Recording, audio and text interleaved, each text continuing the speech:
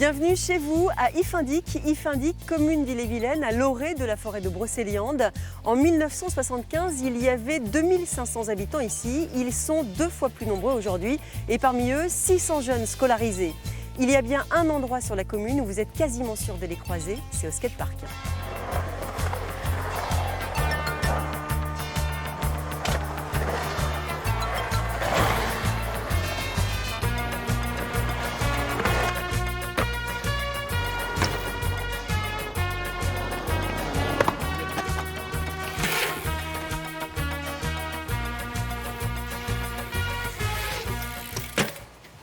Ça, c'est maîtrisé, Alexandre Marquès. Vous êtes le président de l'asso.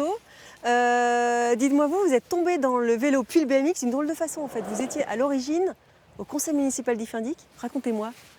Exactement. Je suis issu du conseil municipal d'Iffindic, du coup, jeune, qui, à peu près 12 ans, je crois bien, avait pour objectif de créer un parcours de vélo de base.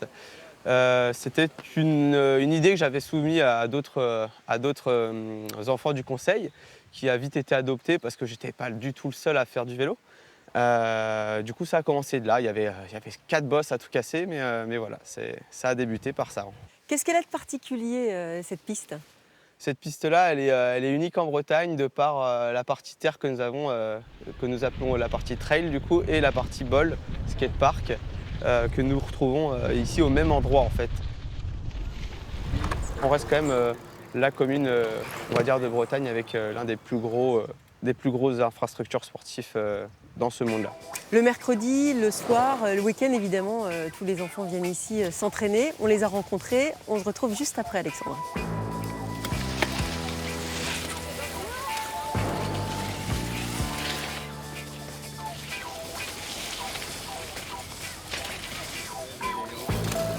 Vas-y Axel. Donc là, faut bien pousser dans les premières bosses pour prendre de l'élan. Hop, on grandit. J'ai commencé il y a 2 séances. Et sinon, mon BMX, ça fait au moins 4 ans que je joue. Mon rêve par rapport aux 2 roues, c'est soit MotoGP, être pilote MotoGP et gagner une compétition. Ok, très bien. Là, on a vu déjà à faire les poussées dans les bosses.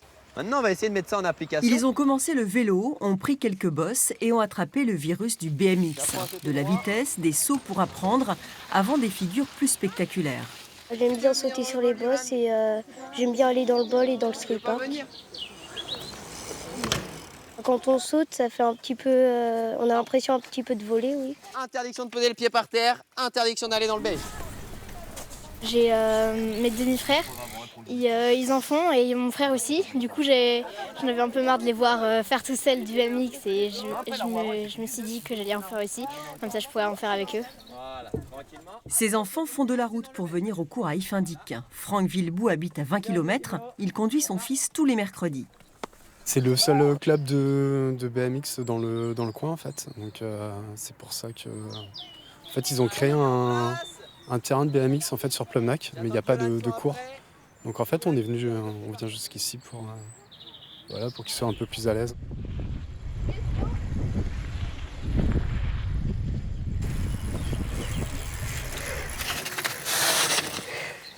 Alors, c'est comment ?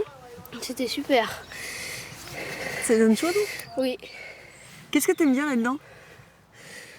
Moi, surtout, j'aime bien sauter en BMX parce que c'est cool. Ce père de famille habite Messac, à une 50aine de kilomètres d'Iffindic. Son fils voulait pratiquer le BMX, il l'a suivi et s'est finalement inscrit au cours, comme lui. Moi, j'ai pas fait de BMX depuis les années 90. Donc effectivement, il y a du travail, c'est très sportif. On s'en rend pas compte comme ça, mais c'est éprouvant pour un homme de plus de 40 ans maintenant. Il faut avoir une bonne condition physique, c'est assez sportif là. Ça commence à leur chauffer les cuisses un petit peu après avoir fait quelques tours. Le BMX est apparu à la fin des années 60 aux États-Unis, dans les années 80-90 en France. On avait tous des vélos cross à l'époque parce que c'était la mode. Cependant, on n'avait pas l'accès forcément aux équipements. Allez, debout, Neji, sur le vélo. Toutes les villes sont en train de vouloir leur skatepark en général. C'est pas encore forcément toujours des très bons skateparks, Mais petit à petit, ça se fait et puis ça progresse dans le bon sens. Là, j'ai acheté un vélo pour 50 €, celui de mon fils vaut 40. Donc pour commencer, sans vraiment casser le porte-monnaie, c'est possible. Après, trouver pareil, des casques comme ça, il faut vérifier qu'ils soient en bon état quand même. C'est possible de trouver ça en vide-grenier, dans des braderies ou sur le Bon Coin. Un casque comme ça peut valoir 5 €. 20 € pour peut-être un casque complet, entre 20 et 40 €. Après, vous avez des gants, vous avez les protections comme ça, mais on peut déjà aller sur le marché de l'occasion sans trop se ruiner, quoi. Ok. Bon, on vous laisse parce que c'est le dernier carré magique, Ouais, je c'est crois ça, bien. ça a l'air sympa. Allez, carré magique. Merci.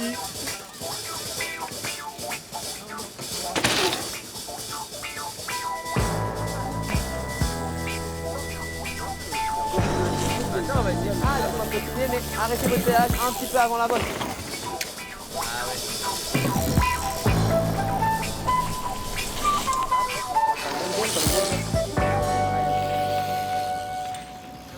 Ça demande un certain entretien en fait la piste. Ouais, bah après on sort d'un gros événement aussi, mais c'est vrai que plus elle est entretenue, plus ça roule, mieux c'est pour les adhérents, pour les pratiquants. Donc oui, il faut que ça soit très roulant, très lisse.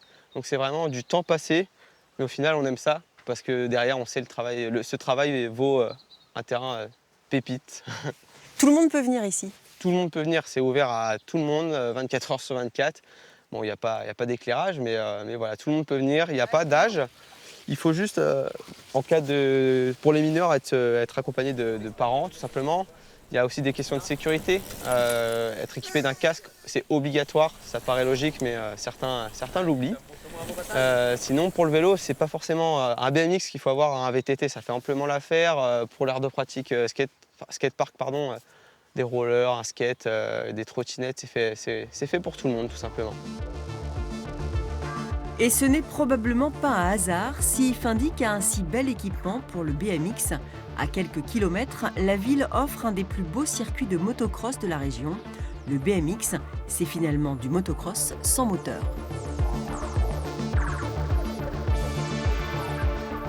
Gérard Le Thor, le motocross et Ifindic en Bretagne, c'est vraiment une belle histoire.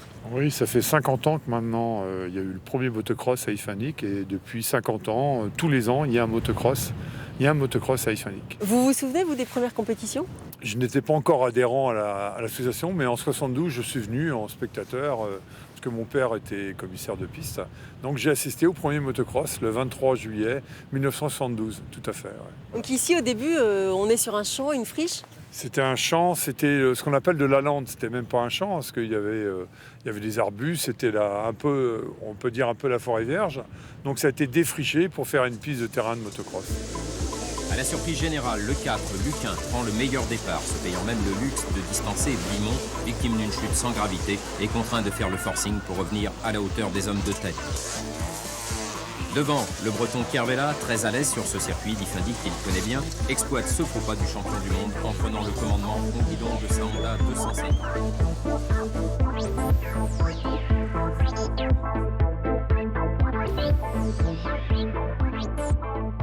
Ce circuit reste une référence en fait dans le milieu.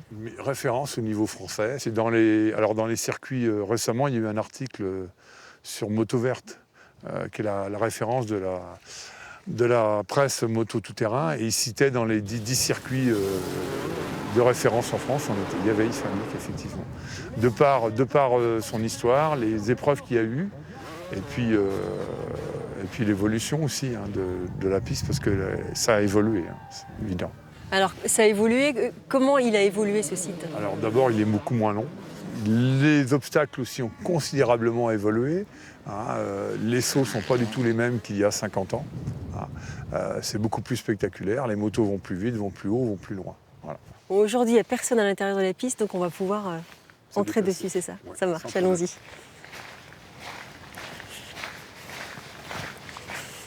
Donc ici, il se jette dans une sacrée descente. Une sacrée descente, oui, c'est je dirais c'est la pente la plus prononcée du circuit, c'est la dernière descente, et ils arrivent d'un double saut là-haut, là.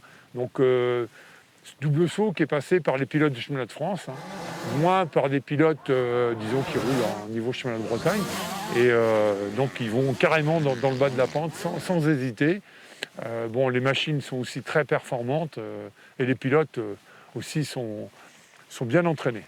Bon, Ah, un le enfant plus. du pays a réussi à percer dans le motocross, vous savez bien qui c'est Yannick Hervella, vous le Yannick Hervella, connaissez. ouais. Je vous propose de regarder une archive, on a retrouvé ça dans nos reportages passés, ça va vous rappeler quelques souvenirs, regardez. Venu aux 6 heures de Bretagne pour son plaisir, Yannick Hervella nous parle de ses 2 titres de champion de France, mais surtout de sa prestation au niveau mondial. Il est déçu parce qu'il visait une place dans les 10 premiers mondiaux. Bon, au championnat du monde, c'est avéré que j'ai pas fait le résultat souhaité, mais l'année prochaine, j'essaierai de faire dans les 10 premiers mondiaux. Aujourd'hui, vous êtes un professionnel du pilotage, sans quoi on n'y arriverait pas. Ouais, si on veut, ouais. Je fais que ça à longueur d'année, il faut s'entraîner, tout ça. On arrive à un stade, il faut être professionnel de toute façon. Au monde, quels sont ceux qui vous impressionnent le plus? Dans votre catégorie, bien sûr. Le champion du monde antique, Georges Jobet, c'est sûrement le plus fort au monde. D'ailleurs, s'il est champion, ça le prouve.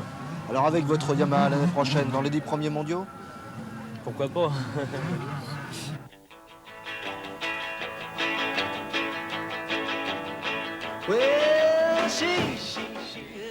Changement de machine, mais pas de tempérament. À 20 ans, Yannick Hervella sait ce qu'il veut sur une moto. Si vous lisez bien derrière sa combinaison, vous pourrez lire « No Passing », tout un programme. Il va vite et régulièrement. Il a la moto qu'il faut et il a de l'ambition. Gare devant, l'année prochaine, il veut être dans les 10 premiers mondiaux.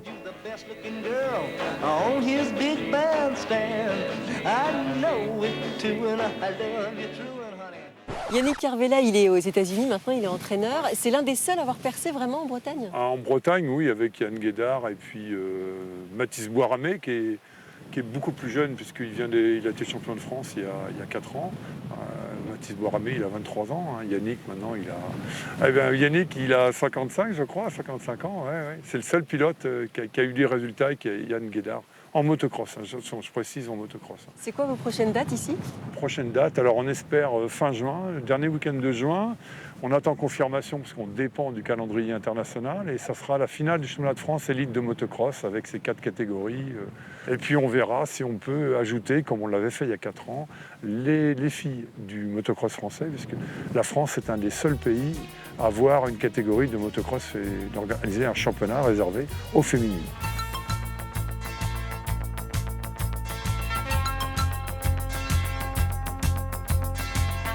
C'est la fin de cet épisode à IF Indique. Je vous retrouve demain. Très bonne soirée sur France 3 Bretagne.